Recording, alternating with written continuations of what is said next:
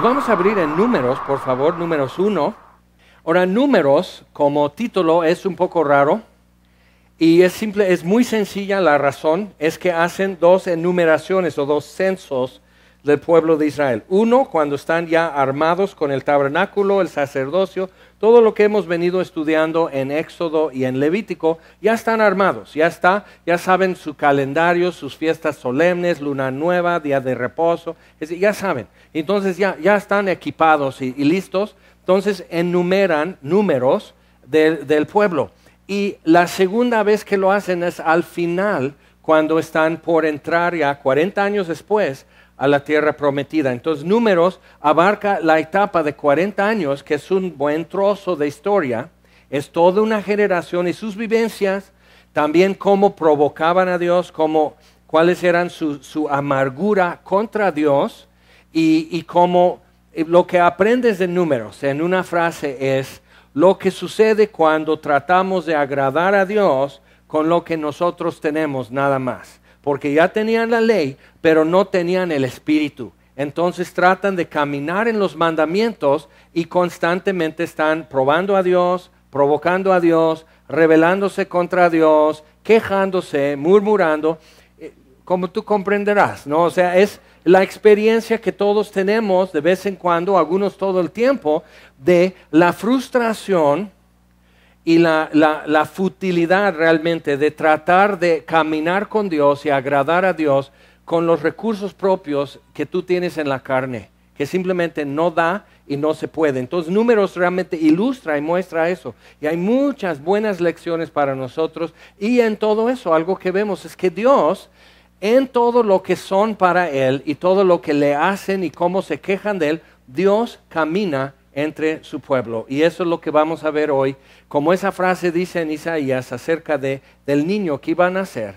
Una virgen concebirá y el niño le llamarán Emmanuel, que significa Dios con nosotros. Que eso realmente es lo que Dios ha estado procurando desde Edén, es estar entre nosotros. Pero el problema del pecado siempre levanta barreras, obstáculos, limitaciones. Entonces realmente la historia humana y la historia de la Biblia es la búsqueda de Dios, realmente lo que Él ha estado haciendo durante milenios para recuperar lo que Él ha perdido. Entonces, acuérdate Lucas 19:10, por esto vino el Hijo del Hombre para buscar y salvar lo que se había perdido. Y muchas veces decimos, no, pues yo necesito buscar a Dios. Tú necesitas buscar a Dios. Él te ha buscado. O sea, tú no necesitas buscar a Dios como muchas veces decimos, en ese sentido de que porque Dios no está perdido. Buscas a tus llaves, buscas un número telefónico en tu celular, a ver dónde está, y buscas algo que no lo tienes a la mano. Pero realmente el buscador en este caso es Dios. Él nos buscó a nosotros porque sí estábamos perdidos. Entonces el Hijo del Hombre vino para buscar y salvar lo que se había perdido. Entonces Génesis 1, antes de ir ya entrar formalmente a Números, quiero ver y recapacitar 2-3 cosas en Génesis. Génesis 1, versículo 1, dice, en el principio creó Dios los cielos y la tierra estaba desordenada y vacía, y las tinieblas estaban sobre la faz del abismo, y el Espíritu de Dios se movía sobre la faz de las aguas. Y eso parece mucho a tu vida y mi vida, ¿verdad? En el principio, cuando Dios nos encontró, éramos parte de su creación, existíamos. En el principio creó Dios los cielos y la tierra, ¡prum! Y aquí Jaime Food existe, y la tierra estaba desordenada y vacía. ¿Cómo estaba tu vida cuando Jesús te encontró, buscando y salvando lo que se había perdido? ¿Cómo te encontró? Tu vida era desordenada y vacía, ¿sí o no? Y si sigue siendo desordenada y vacía, algo se tiene que como rectificar en esto. Y dice, las tinieblas estaban sobre la faz del abismo. Cuando Jesús nos encontró, había mucha oscuridad, mucha ignorancia, muy poca disposición, aunque queríamos vernos como dispuestos para seguir a Dios, para escuchar a Dios, realmente muy poca disposición. Si te das cuenta, los conflictos que has tenido con Dios no son porque Él sea el terco, sino porque tú, ¿sí o no? O sea, ¿quién es el que pone peros? ¿Quién es el rejego aquí en la caballada del Señor? No es Dios, sino yo. Entonces, otra vez, las tinieblas, o sea, la oscuridad en mí, no la produjo Dios y la está arreglando, la está componiendo con la luz. Entonces, las tinieblas estaban sobre la faz del abismo, el Espíritu de Dios se movía sobre la faz de las aguas. Es algo que necesitamos reconocer en nosotros, es que Dios vino a poner orden, a mover cosas, a hacer diferencia entre luz y tinieblas, entre agua y tierra seca, y establecer estructuras y distancias y fondo y demás en mi vida. Y Dios viene a hacer eso cuando mi vida estaba desordenada. Dios no dice, mira, vengo en 8 días. Qué bueno fuera que nos enviara un correo electrónico o un texto en nuestro celular. ¿Sabes qué? En 8 días te voy a salvar. Mientras, ve poniendo en orden tu vida. No funciona. Lo único que va a hacer es que va a decir, ¡ay! Es martes. Hoy es, y nos agarra como siempre nos agarra. Así, un poco desprevenidos, un poco espantados, un poco como disculpándonos con Él. Y realmente así es. Y Dios igual en el libro de Números ves un pueblo vacío, un pueblo desordenado, un pueblo ignorante. Y Dios caminando con ese pueblo. No les venía a visitar, no se asomaba para ver cómo seguían. Caminaba Dios entre ellos. Y en los Salmos lo llama el pastor de Israel. Y caminaba entre el pueblo de Israel como un pastor camina entre sus ovejas, entre la manada de ovejas. Entonces, ve pensando eso. Versículo 3 dice, y dijo Dios, sea la luz. Y fue la luz. Interesante, porque no dice... Dijo Dios, sea la luz, y la luz venía siendo, poco a poco empezó a existir la luz, y la luz fue. Y dice, y vio Dios que la luz era buena, y separó Dios la luz de las tinieblas. Y llamó Dios la luz día, y a las tinieblas llamó noche, y fue la tarde y la mañana un día. Y dices, oye, pero es muy poco, o sea, nomás prendió el foco, y eso es todo lo que hizo un día. Parece trabajo de gobierno. Y dices, bueno, mira, iluminar todo el universo. Pero otra vez, o sea, Dios, es poder infinito. Entonces, la luz fue, no dice, sea la luz, pero luz, así como prendes tu anáfer y el carbón y estás, y ya con un cartón haciéndole así, poco a poco prende. Dios dijo, sea la luz, y la luz fue. Ahora, ¿por qué no hizo todo lo demás? ¿Por qué lo distribuyó entre 6 días?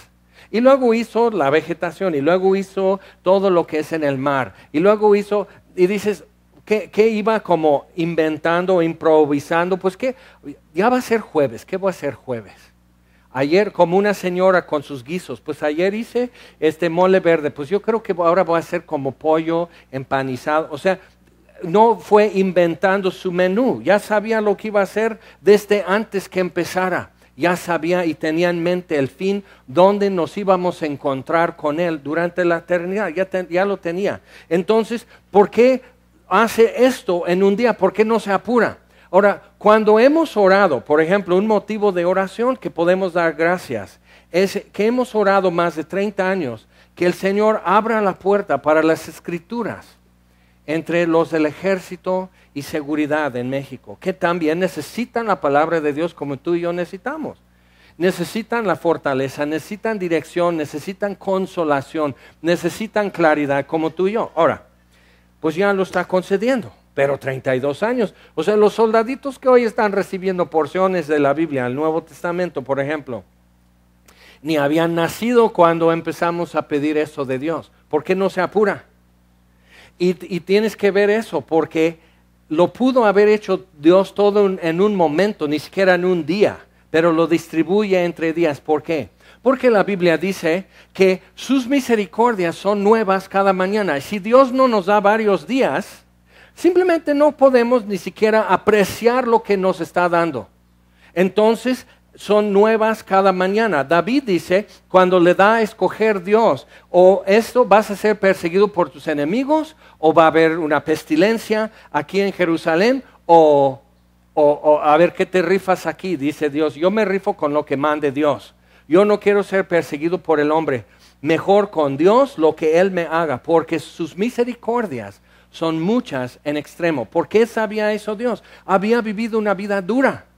Entonces los días de su vida, cada día nuevas misericordias. Entonces los días de su vida le enseñaron que sus misericordias son muchas en extremo. Entonces la próxima vez que te preguntas, ¿por qué esto tarda tanto? ¿Por qué estamos esperando tanto tiempo para esto? Si yo sé que para Dios no es nada difícil.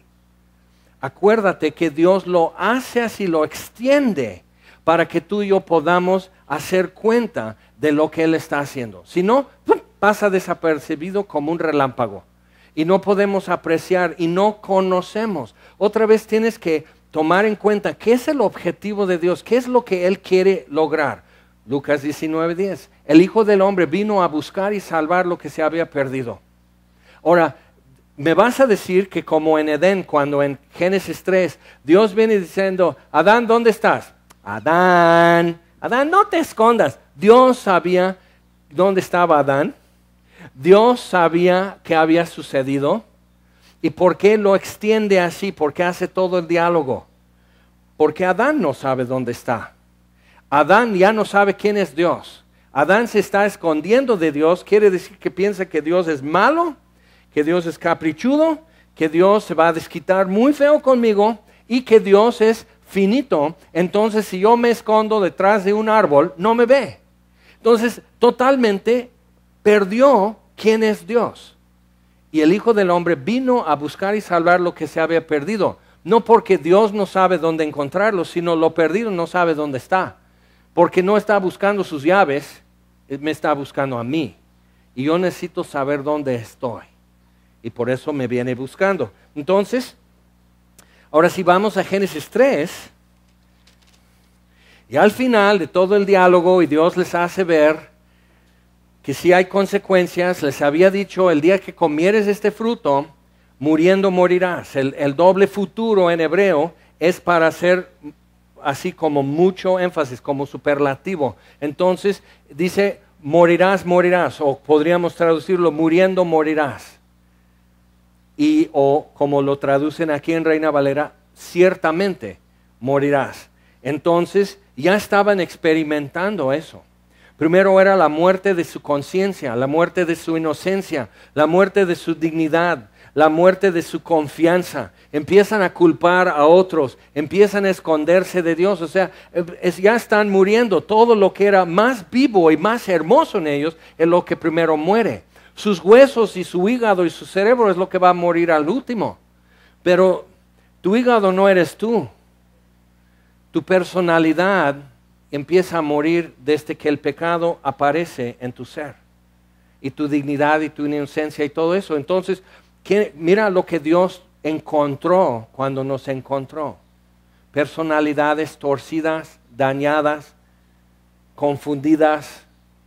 Y tu hígado puede estar en perfectas condiciones, pero tu alma está enferma, está dañada. Ok, entonces, versículo 22, 3:22, y dijo Jehová Dios, he aquí el hombre es como uno de nosotros. Dios, la Trinidad hablando, Padre, el Verbo, el Espíritu Santo, sabiendo el bien y el mal. Ahora pues, que no alargue su mano y tome también del árbol de la vida.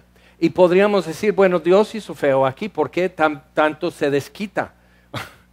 O sea, ya que se amolaron, por decir, comiendo el fruto de la ciencia del bien y el mal, lo que pasa es que no era prohibido el fruto del árbol de vida. Ves que de todo árbol podían comer menos el de ciencia del bien y el mal. Entonces Adán y Eva tenían acceso a comer todos los días el fruto del árbol de vida. Al dejar de comer eso, se supone, algo hacía para que tu cuerpo se regenere mejor y vivas para siempre. Y Dios les quita eso. Y dices, eso es como quitar el oxígeno a un asmático. Y dice, oye, qué sádico.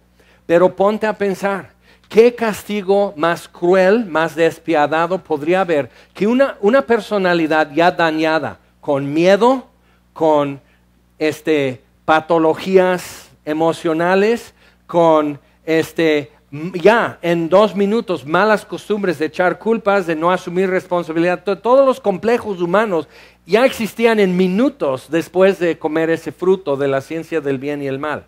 Entonces, dales otros 10,000 años. Si en minutos ya tenían complejos, en 10,000 años, ¿cómo iban a estar Adán y Eva? Eso sería insoportable existencia. Entonces Dios dice, no, voy a poner un límite a tu vida mortal y vas a morir. Pero en ese tiempo yo me encargo de buscar y salvar lo que se había perdido, porque Dios perdió algo ese día en Edén, perdió la humanidad y sabía dónde encontrarla, pero para recuperarla le iba a costar algo. Y lo permite porque así Dios se da a conocer a lo mismo que Él está salvando. Y muchos de nosotros tenemos un pasado que no vemos muy presentable. No, como que a veces hablamos de eso, pero solo en cierta compañía porque nos daría pena que otros se enteraran. No lo publicamos muchas veces. Hay hechos vergonzosos que todos tenemos, que dices, esto fue un momento de total cobardía para mí. O sea, lo lamento, o sea, y cómo dices, me da vergüenza cada que me acuerdo. Entonces, y tienes que ver, eso es parte de tu pasado, pero no tiene que ser parte por eso de tu futuro. No estás atado eternamente a eso. Pero es importante el poder recordarlo y decir, aún eso lo pagó Jesús. De eso vino a salvarme Jesús. Porque si no tuvieras algo así, aunque no es agradable recordar y hacer el cálculo, alguien puede decir, ya tengo 93 días sin beber alcohol.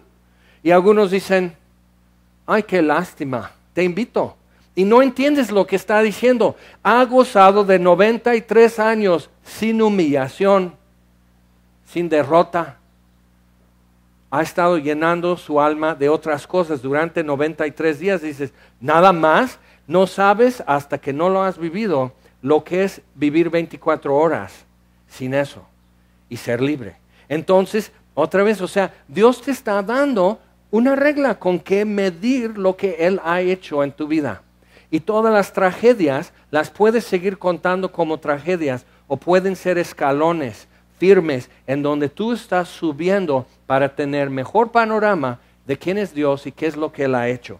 Entonces, ¿qué es lo que Él hace aquí? Los echa fuera del Edén. Dices, ay Dios, qué vengativo.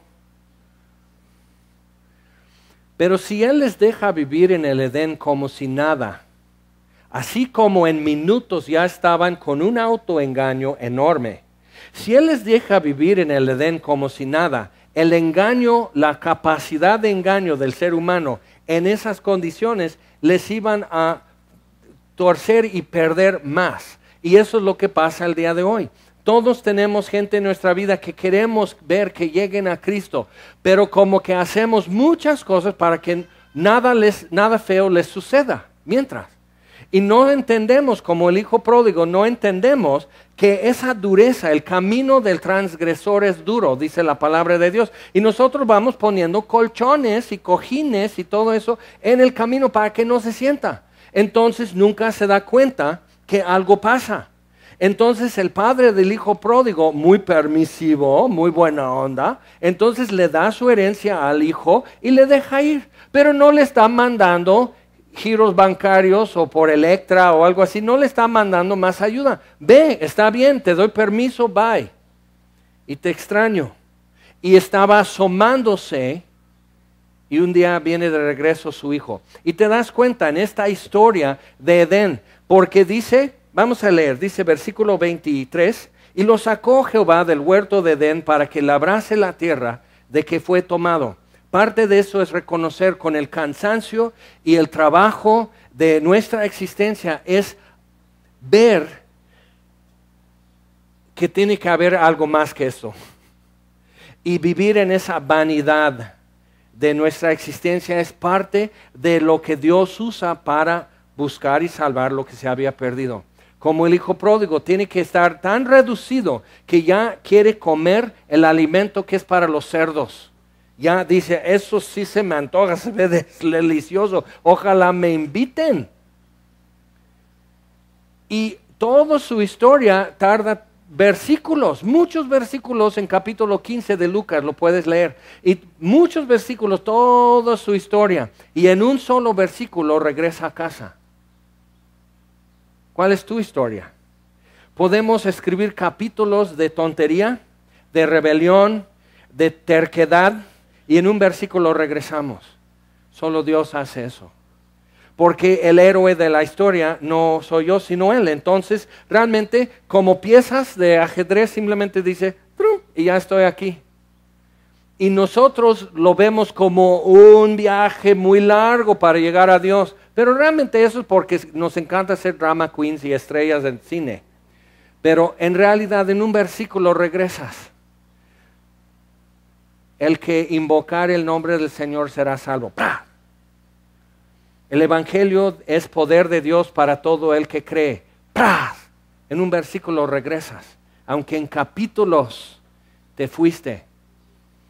Entonces tienes alguna historia y es parte de quién eres. El hijo pródigo para ahora, si él entrara aquí diríamos, se ve que eres de semilla de mostaza, siéntate, aquí hay una desocupada. Se ve que eres uno de nosotros. ¿Por qué? Porque te fuiste muy lejos y 10,000 kilómetros lejos de Dios, y nomás así haces un paso y estás de regreso. Y todo lo que vimos del tabernáculo y el sistema de altares y todo eso era para enseñarles eso. Y en Números lo que vamos a ver hoy es cómo funciona eso, de manera que ellos, donde quiera que estuvieran durante 40 años, día con día, la distancia entre donde tú estás y donde está Dios nunca cambia.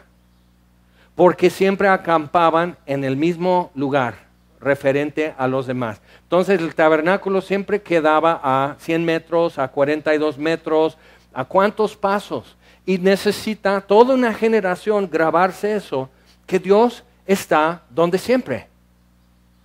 Porque se nos olvida. Ok.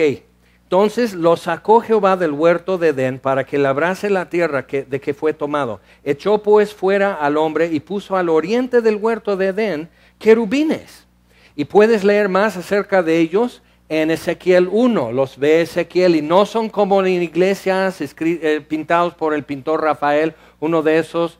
Entonces, así que es un niño gordito desnudo con alitas y eso es un querubín. No, eso es una pintura.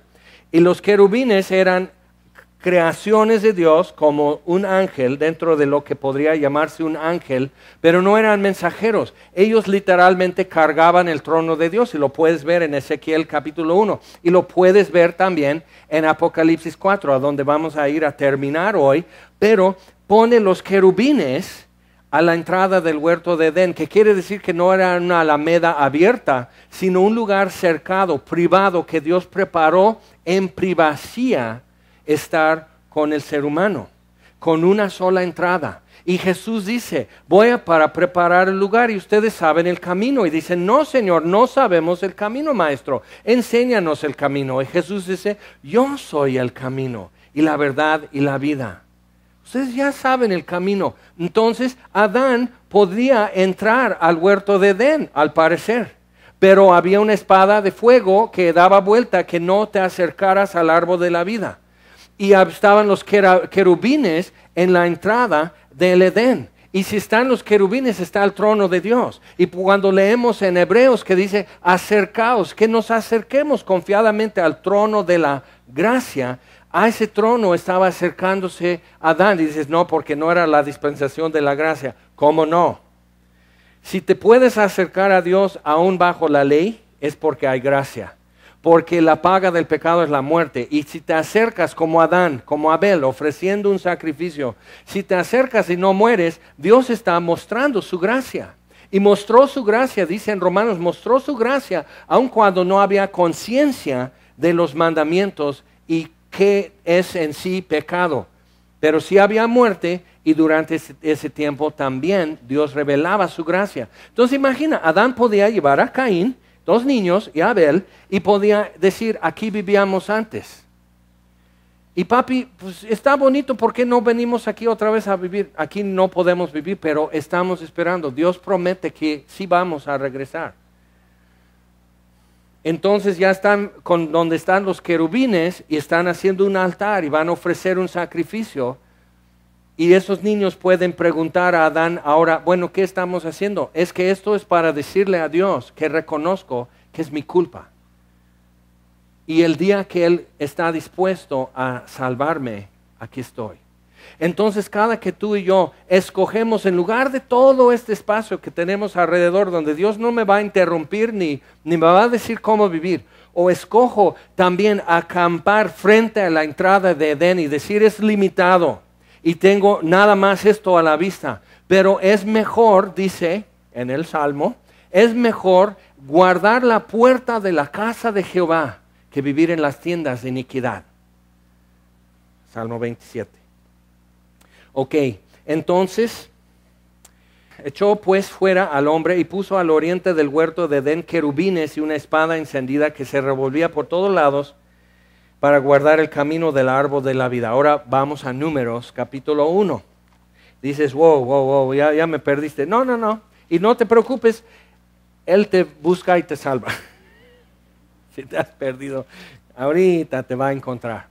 Entonces, en capítulo 1 lo puedes leer con más calma, porque es un poco tedioso y redundante, pero básicamente va a dar el número de los hombres de 20 años para arriba en cada tribu. Capítulo 2 es donde vamos a ir ahora. Ya los contaron. En capítulo 2 ya está indicando Dios que van a acampar cada día en sus jornadas, si están un día, si están en un año, siempre van a acampar con esta referencia donde esté el tabernáculo. Entonces empieza con el campamento de Judá, con su bandera, y él tiene a otras dos tribus como batallones que el capitán de Judá dirige otros dos batallones, que son Isaacar, versículo 5, y Zabulón, versículo 7. Entonces la bandera de Judá marca un espacio y ellos son la vanguardia cuando ya están marchando, cuando se levanta la nube y tienen que desarmar y empacar todo el tabernáculo, van a desplazarse de esta manera y la vanguardia es Judá con Isaacar y Zabulón, es la vanguardia.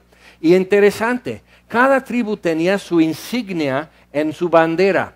Y tomaban entre las bendiciones de Jacob, al final de Génesis, tomaron para sus insignias algo referente a la bendición que Jacob pronunció sobre sus hijos. Y es interesante que dice, Judá es cachorro de león, es león que encorva para saltar. Entonces, en la bandera de Judá pusieron un león. Y cuando después estás viendo, dice el león en Apocalipsis, el león de la tribu de Judá ha vencido, refiriéndose a Jesús. Entonces va delante en esos tres ejércitos la bandera con un león. Por ejemplo, en la bandera de Isaacar era un asno, otro tenía creo que Neftalí tomó un lobo y diferentes insignias, símbolos en su bandera para decir es tal tribu. Y puede decir, o sea, como el América y sí, algo así. O sea, ya tienes tu color, ya eres la franja de Puebla, o sea, X, ¿no? Entonces, ya tienes, eso es mi insignia y ya hasta lo defiendes. Pero también es tu identidad, porque eran tribus. Entonces, todos estos de Judá tenían, aunque yo soy, o sea, yo puedo ser, mi nombre es Rubén, pero mi tribu es Judá. O mi nombre es Judá, pero mi tribu es Rubén. Entonces es tu apellido. Y otra vez, con la forma de poner a las tribus acampados en cierta referencia, les está dando Dios su identidad. Tú eres la tribu. Tus compañeros de milicia, si eres de Judá, tus compañeros de milicia son Isaacar y Zabulón. Y así va. Entonces, por ejemplo, hoy en la iglesia puedes estar en un cargo sirviendo en la iglesia. Y el que está sirviendo contigo quizás no sea tu persona favorita o viceversa.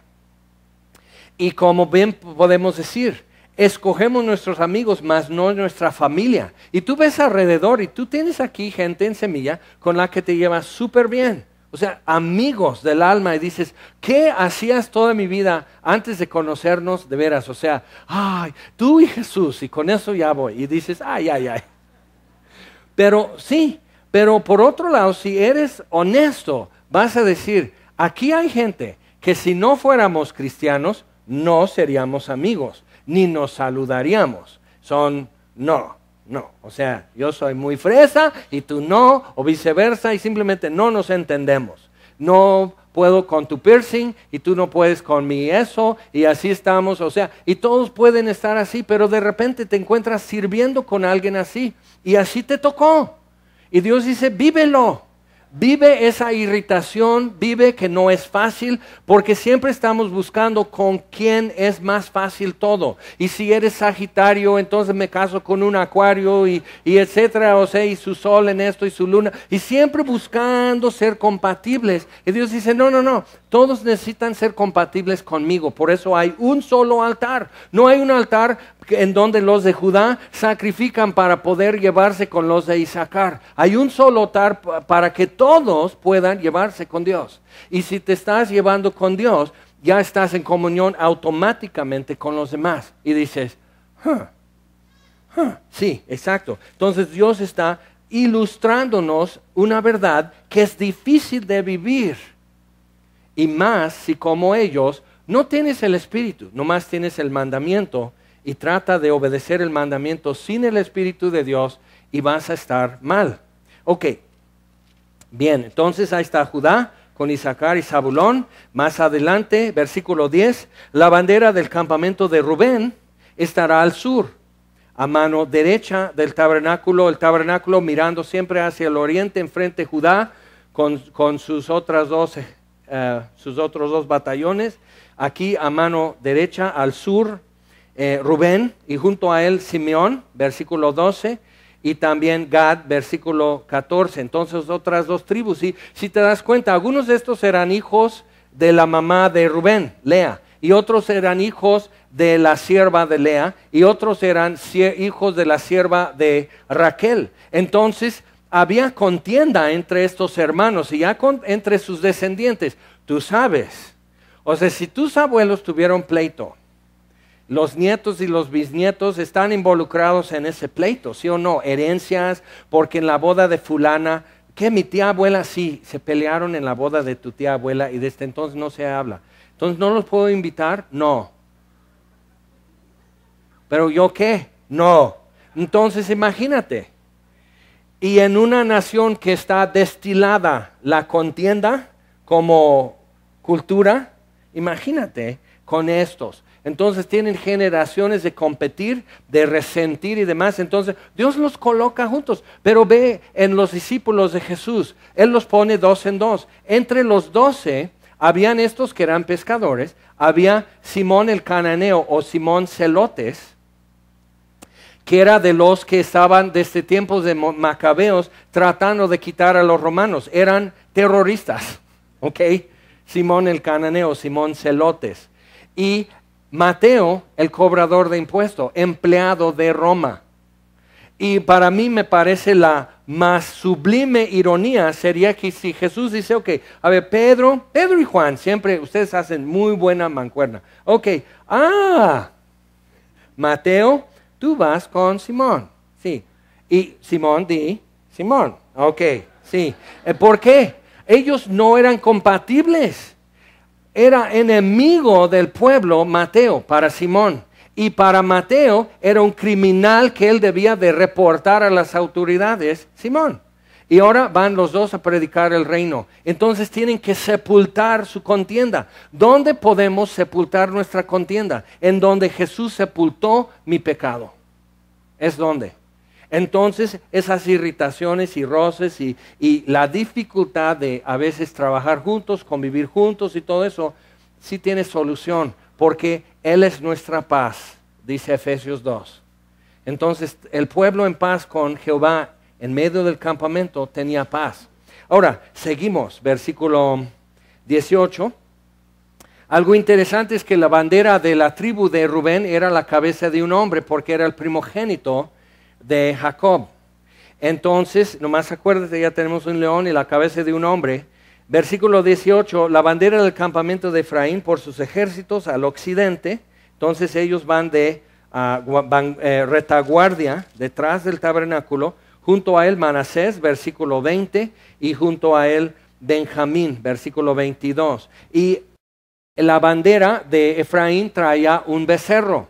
Y Efraín significa fructífero, entonces el becerro para ellos es el símbolo de una agricultura muy próspera. O sea, porque dicen Proverbios, por ejemplo, que donde no hay bueyes, el establo está limpio, pero por las bueyes se hace mucho trabajo. Entonces, para ellos era riqueza tener muchos becerros. ¿Ok? Entonces, Efraín, su símbolo, un becerro, y junto a ellos Manasés y Benjamín. Versículo 25. La bandera del campamento de Dan estará al norte por sus ejércitos, entonces mano izquierda, saliendo del tabernáculo. Junto a Dan está, versículo 27, tribu de Aser, y junto a Aser y la tribu de Neftalí, versículo 29. Entonces ya están ordenados todas las tribus alrededor del tabernáculo, y es interesante, el símbolo en la insignia de la bandera de Dan era una águila. Entonces tenemos así un león, la cabeza de un hombre, un becerro y un águila. Aquí en estos 4 principales, que ellos eran ya los jefes de 3 batallones. Cada tribu tenía su insignia, pero esos son los 4 líderes, los 4 de frente que se acampaban como guardia de las 3 casas de Leví, que eran Gersón, Merari y Coat, y la vanguardia, Judá y sus ejércitos, siendo la guardia de la casa de Aarón, los sacerdotes. Y es interesante, acampándose, tú para llegar a la puerta del tabernáculo, caminabas entre las tiendas de Aarón y sus hijos, de los sacerdotes. Y nosotros somos, dice Primera de Pedro 2, que somos nación santa y real sacerdocio y linaje escogido. Entonces somos el pueblo escogido de Dios, ¿para qué? Para anunciar sus virtudes. Y ahora los sacerdotes en tiempos de Jesús, Anás su familia tenía la concesión de venta de ganado desde el monte de los olivos y hasta la plaza del templo. Y era un tianguis de ganado. Entonces cuando Jesús limpia eso, y no era en 5 minutos en las películas, porque créeme, no sacas borregos y becerros y palomas y todo eso en un rato. Y la plaza del templo cabían 16 canchas de fútbol. Entonces, entre lo que es gente y ganado y los que cambiaban dinero, no era cualquier cosa. Y Jesús en un rato pudo despejar todo eso, y sí se enojó Anás y los sacerdotes. Pero en el origen Dios los pone a la entrada del tabernáculo porque es el pueblo que va a anunciar las virtudes de Dios. Entonces ellos tenían que ser conductores, porteros de la casa de Dios, y ser conductores para recibir, no para impedir a la gente. Entonces ve lo que sucede cuando el lugar ya es Dios, en lugar de Dios en el lugar. Entonces ellos ya deificaron el templo y decidieron cómo le iban a servir, y le servían con su tianguis. Pero en el origen no lo hizo así Dios. ¿Por qué? Porque para el Nuevo Testamento, el pueblo que anuncia sus virtudes, nosotros tenemos que ser conductores, facilitadores para que la gente llegue a la puerta de la casa de Dios. Ok, entonces ahí están, capítulo 3, ya coloca a los levitas, y por fin capítulo 4, la casa de Aarón en la entrada del tabernáculo, las 3 casas de Leví, Gersón, Merari y Coat. Cada uno tenía, y lo puedes leer con calma aquí en capítulo 3, cada uno tenía un cargo. Unos, por ejemplo, los de Gersón llevaban todo lo que eran las lonas y los cubiertos del templo. Entonces tenían su cargo y tenían su lugar para hacerlo, y su orden y su secuencia para hacerlo. Obvio, para hacerlo tenían que poner primero las bases para poder colgar de ahí las cortinas que hacían la cerca, y así volver a armar el tabernáculo. Y es interesante, donde se detuviera la columna de nube, y ahí asentaban el arca y hacían el tabernáculo alrededor del arca, y siempre con la misma orientación hacia el oriente. Y entonces todo Israel empieza a acampar con la misma referencia, a las mismas distancias referente al tabernáculo que siempre. Entonces, si tú eras de la tribu de Dan y tu novia era de la tribu de Rubén, entonces tú sabes dónde vive. No tienes que decir, oye, ¿cómo llego a donde vives ahora? Pues el mismo lugar. ¿sí? Entonces vas en las filas de tiendas y vas caminando así y haces esto así. Pero igual, si tú has pecado, vas a presentar tu holocausto en el tabernáculo. No es un enredo, no es volver a descubrir cómo llegar a Dios, cómo restablecer comunión a Dios. Son los mismos pasos que siempre. Hoy que el primer día cuando conociste su perdón. Son los mismos pasos, pero lo hacemos más elaborado, ¿sí o no? El primer día vienes todo quebrantado y dices, Dios, perdóname, y te perdona. Pero ya como sofisticado y tienes tus doctrinas y dispensaciones y todo eso, entonces ya tienes que hacer esto y un mitote y hacer esto y agua acá y aceite allá. Y haces todo tu rollo y lo haces bien complicado y mucha vuelta. Y es siempre la misma distancia que antes.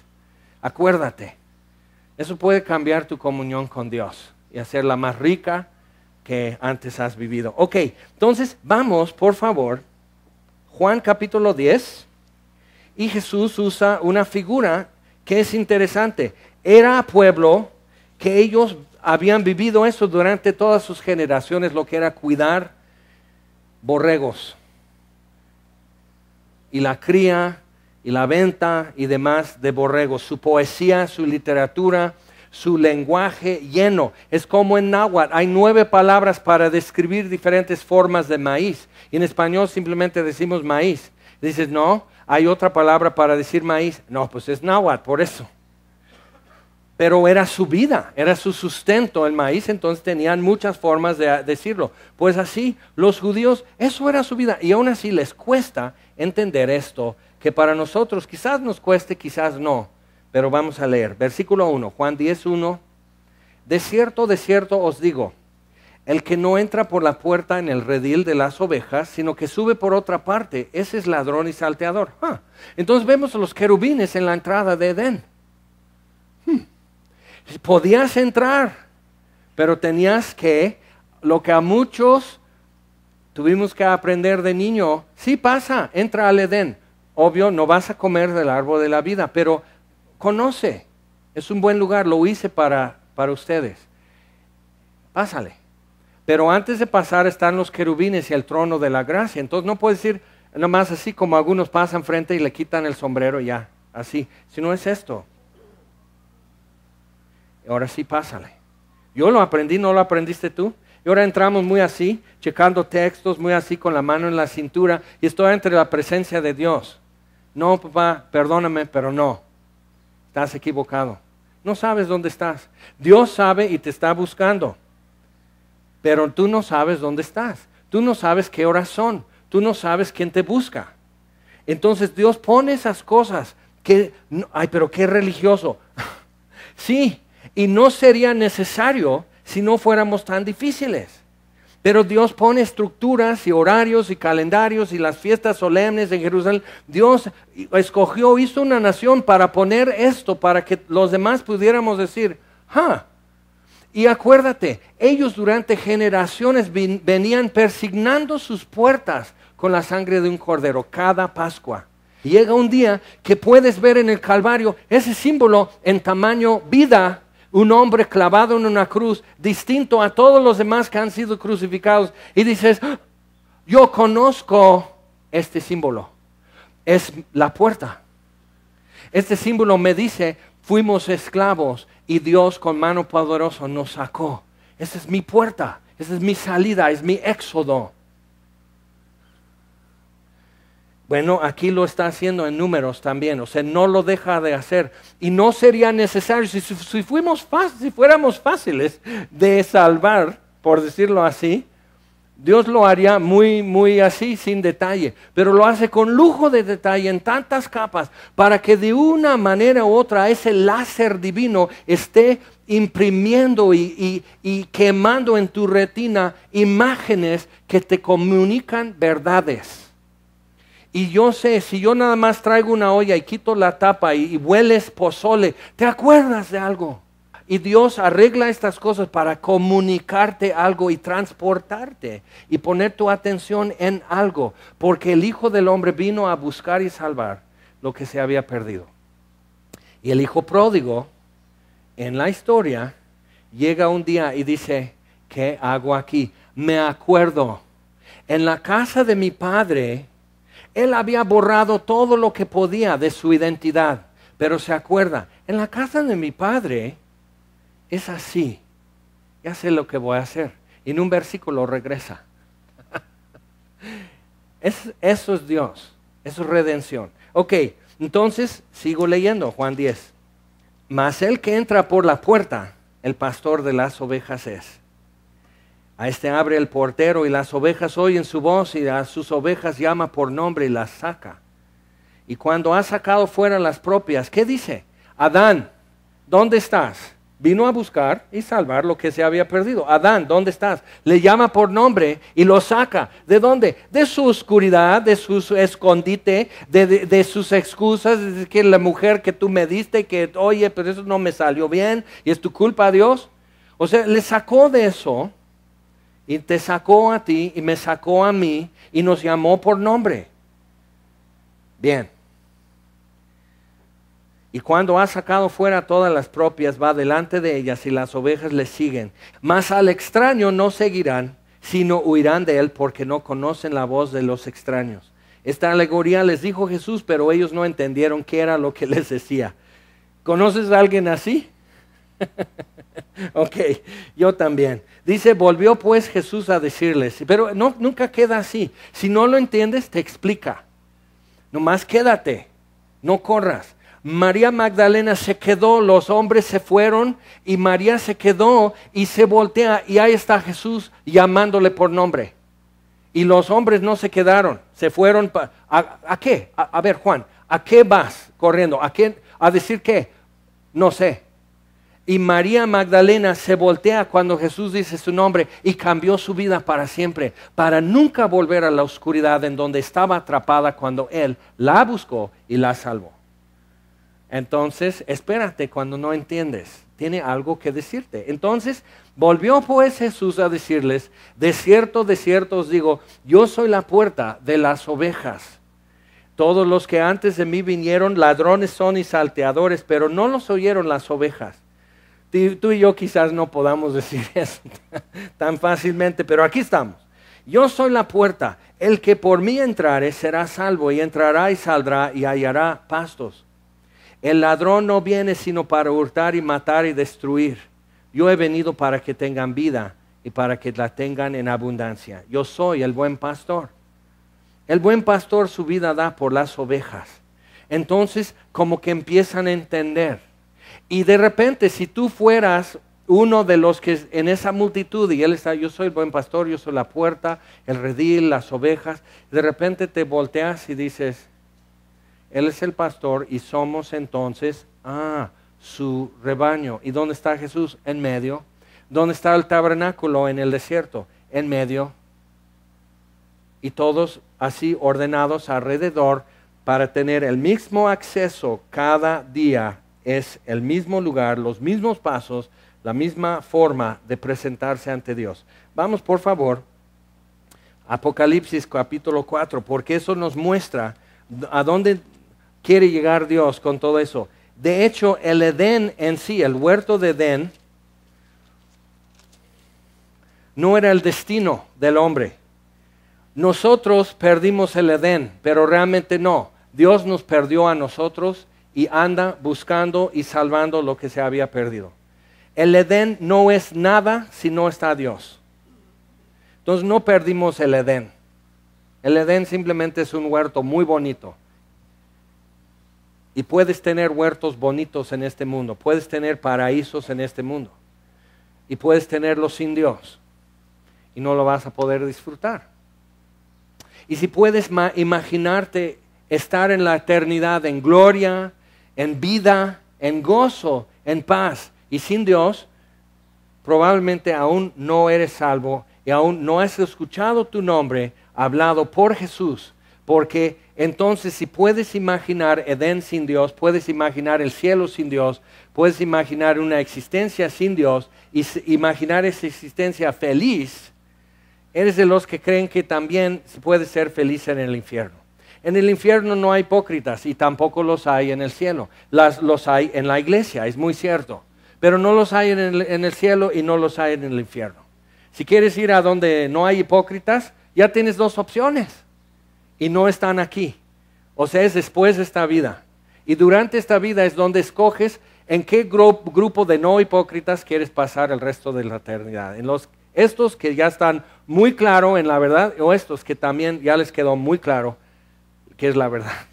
Tú escoges. Bueno, ok, dices, ok, ya. Capítulo 4, Apocalipsis.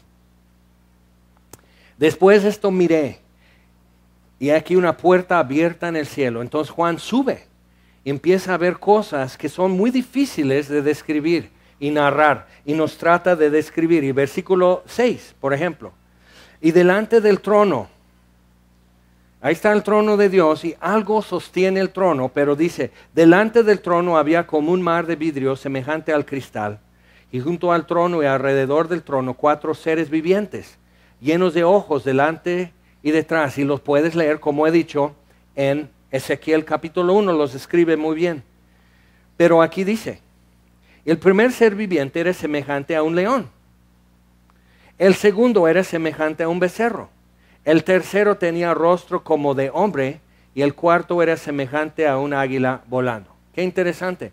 Ahora, Ezequiel cuando los ve, él ve que cada uno tiene 4 rostros, pero están moviendo. Entonces él tiene la oportunidad de ver por los 4 lados cómo son.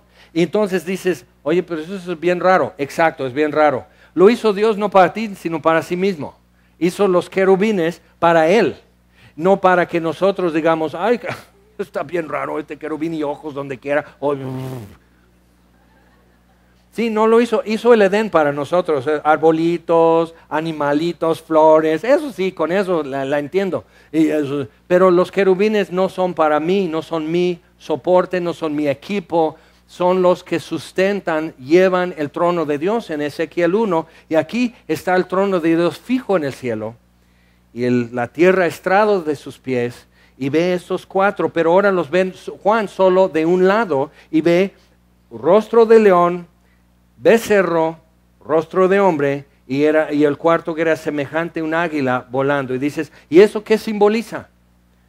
Simboliza que Dios dio bendiciones acerca de los hijos de Jacob. Ellos en su X razón escogieron sus insignias, y Dios, cuando ya tenían eso establecido después de generaciones, pone las 4 insignias que reflejan lo que está alrededor de su trono eternamente, para que temporalmente en las retinas de una generación se grabe una imagen, que así está el pueblo de Dios eternamente con su Creador.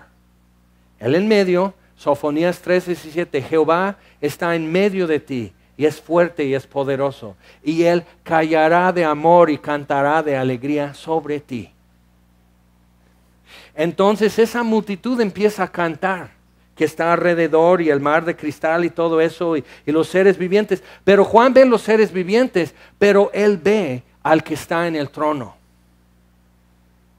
Y va a llegar un momento en todo eso, que Apocalipsis no lo narra, sino el Antiguo Testamento, que va a haber un momento en que todos nos callamos.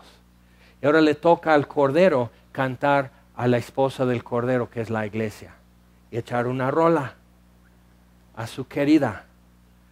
¿Cómo se escucharía la voz? Que Juan escucha a Jesús, una voz detrás de él como de trompeta y como el estruendo de muchas aguas.